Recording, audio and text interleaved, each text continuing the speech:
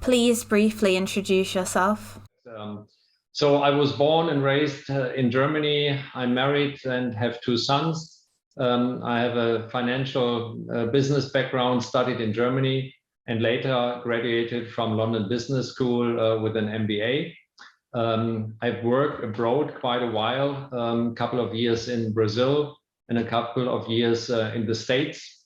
In 2002, I joined Zeiss, and I worked in several CFO and co-CEO divisional functions. And in 2018, I joined Meditec and assumed the responsibility that I hold today. Please describe some key factors that make Carl Zeiss Meditec an attractive investment. Sure. I see three key factors.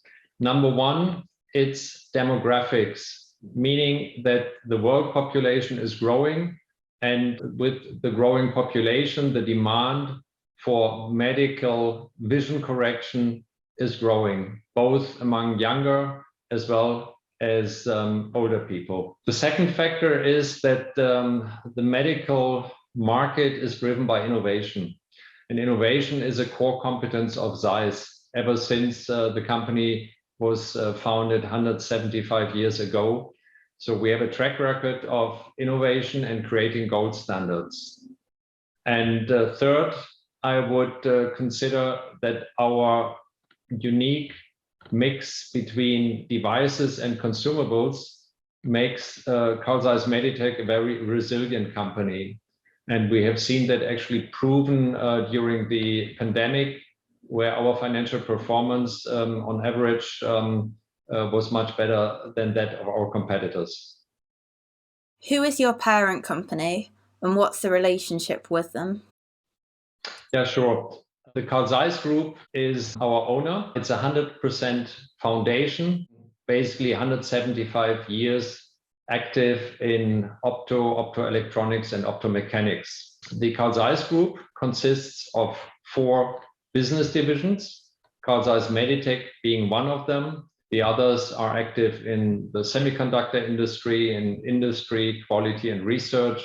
And then there's one division in consumer optics. We as Carl Zeiss Meditec are using the global sales and service infrastructure of the Carl Zeiss Group on the one hand side, and on the other side, we have access to the unique technology and know-how base of the Carl Zeiss Group, which is an important differentiating competence factor for our market. Can you describe your business units and underlying markets? Sure.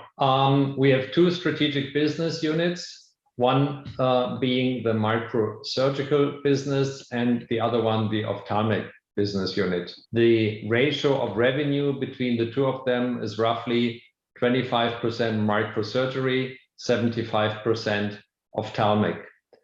In our microsurgical business, we are designing and selling devices for visualization in surgical applications, so to speak, surgical microscopes.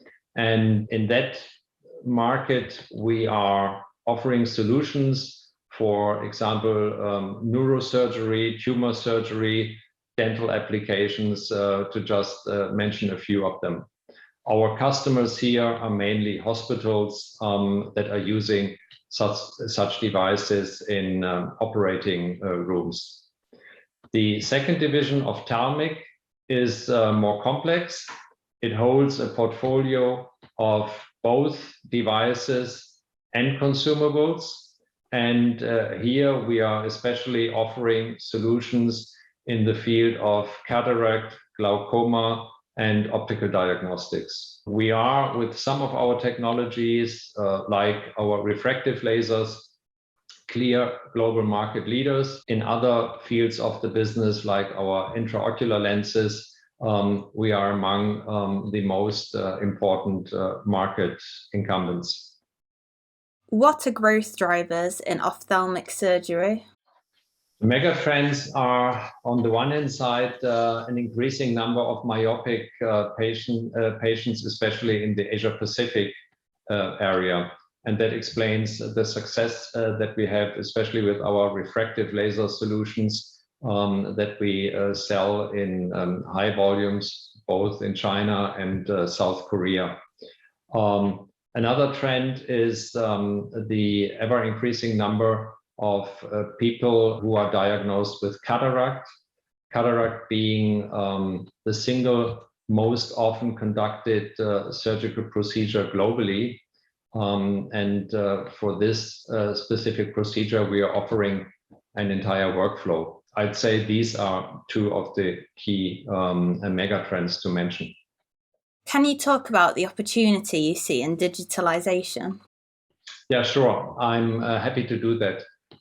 First of all, it's worth remembering that Zeiss is, by its origin, a device manufacturer. That means that we have literally hundreds of thousands of devices today as installed base in the field.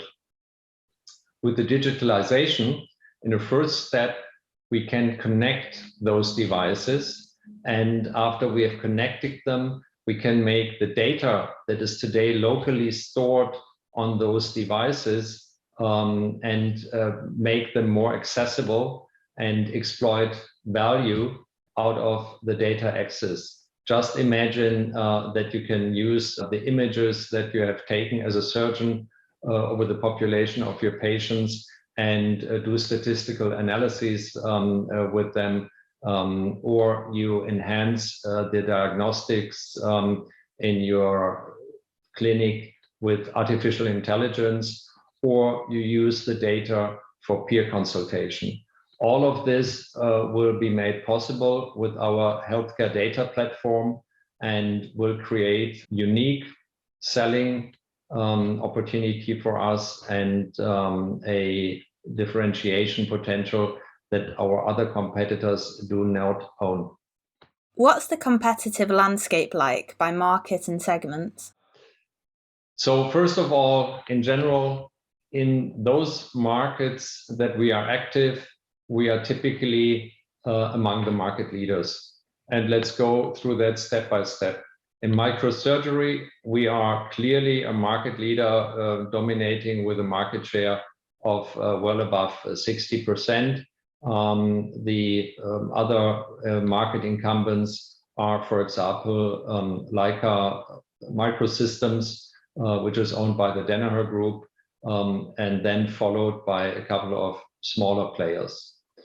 In our ophthalmic business, if we go division by division, in our diagnostics business, globally, we have roughly a share of 20%, which in this densely populated market with regards to competitors clearly gives us also a position among the leading companies when it comes to market share.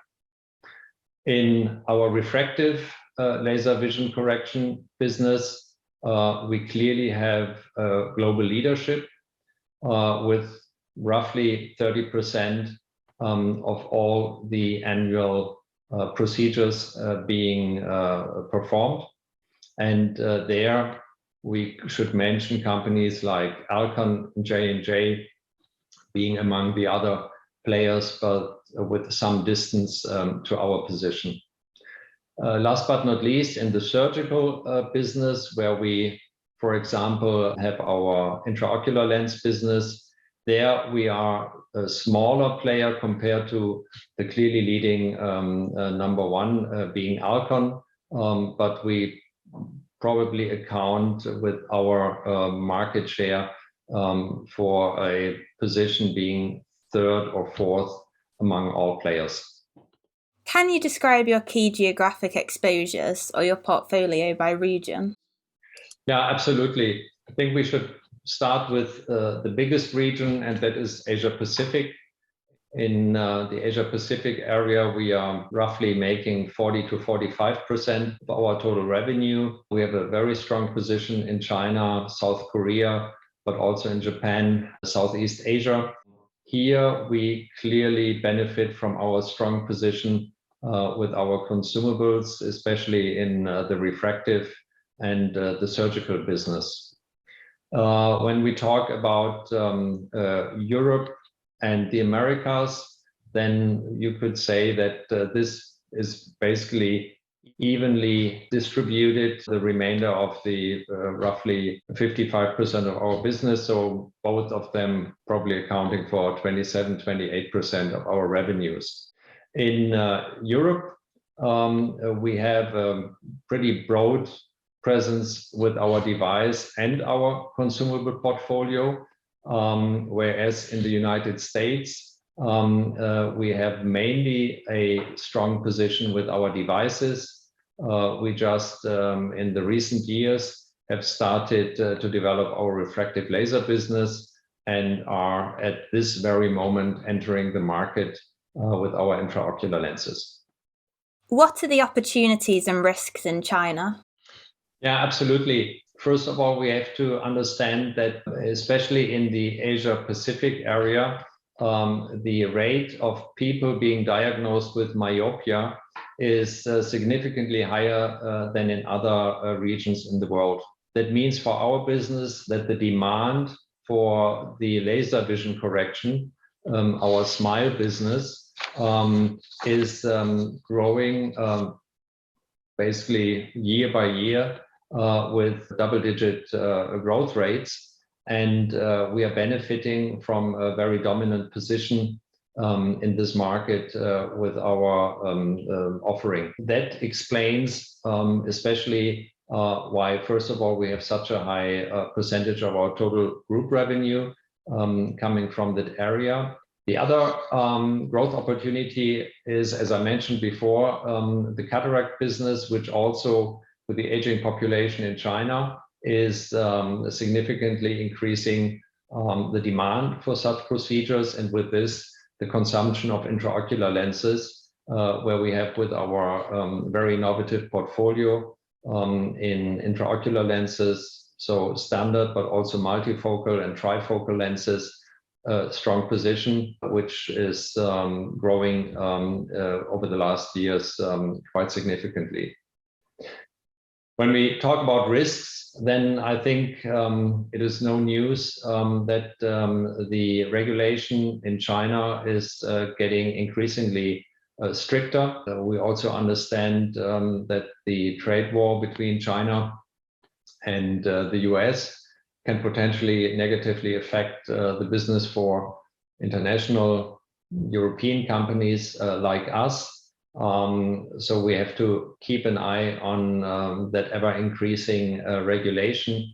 And we do that, for example, by localizing our production. We have just opened up a manufacturing site in China and are considering to expand the portfolio of products that we are producing in China. What's the growth opportunity in the US market? Yeah, absolutely. What we have to keep in mind is that for the cataract business, the US is the single biggest market for this procedure globally, accounting for roughly €1.5 billion of market demand per annum. Today, we are not at all present in this market, but as we speak, we are now entering with our own IOL portfolio approved by the FDA and now being supplied to the US, and with a phaco device, which is a key device for the lens extraction, which is part of the procedure in a cataract surgery.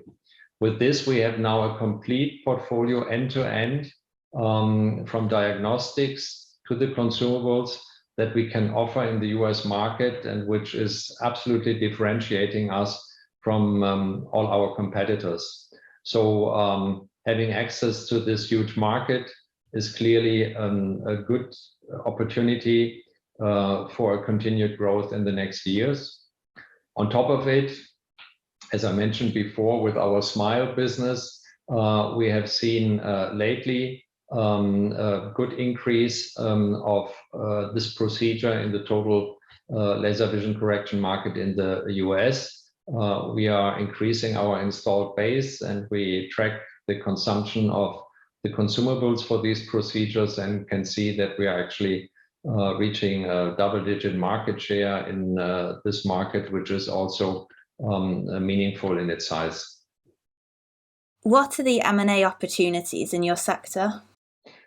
Yeah, it's clear we have a strong balance sheet, and I get this question asked frequently. Inorganic growth is clearly part of our strategy, and we have a track record of having made use of our capital by bolt-on technology acquisitions, for example, but also by bigger acquisitions. If we just remember that our IOL business was the result of a major acquisition some 10 years ago. So we will make use of that balance sheet, but we will have a strong look after financially viable acquisitions. Some of the valuations right now seem rather exaggerated from our perspective. So we want to do value accretive acquisitions and look for the right opportunities at the right moment in time. What is your latest financial outlook? Well, the more detailed answer I will give once we release our fiscal year numbers for the year 2021 that we just closed a couple of weeks ago. But I'd say overall, we clearly aspire above market growth also for the years to come. And with that, continue our constant gain of market share. I would also believe that this should materialize in a very healthy and profitable EBIT margin at high double-digit rate. But as I said, more details will be disclosed later this year. Thank you very much.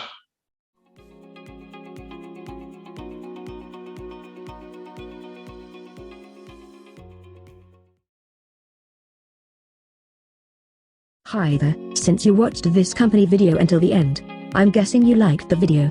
And that's probably because we work very hard to create the most engaging and added value content for you. If you're a company and want to find out how we, at Seat 11A, can make a company video with and about you, please email us at content@seat11a.com.